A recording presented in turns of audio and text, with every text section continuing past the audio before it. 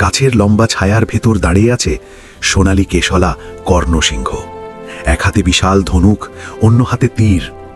বনের দুপাশে বিশাল পশু সেনা, বাঘ, নেকড়ে, গন্ডার, বর্ম আর অস্ত্র হাতে। হঠাৎ যুদ্ধের শঙ্খ বেজে ওঠে। কর্ণসিংহ প্রথম তীর ছোড়ে। স্লো মোশনে উড়ে গিয়ে সেই তীর একসাথে 3 শত্রুকে মাটিতে ফেলে দেয়। পুরো বন কেঁপে ওঠে। চারদিক থেকে শত্রুরা ঝাঁপিয়ে পড়ে। কর্ণসিংহ একের পর এক তীর ছুড়ছে, আকাশ যেন আগুনে ভরে যায়। তার সাহস দেখে শত্রুরাও থমকে যায়। ঠিক তখনই ভাগ্যের নিষ্ঠুর আঘাত। মাটির গর্তে তার পা আটকে যায়। সে টান দেয়, কিন্তু পারে না। সূর্য ঢেকে যায় মেঘে। শত্রু সেনাপতি এগিয়ে আসে।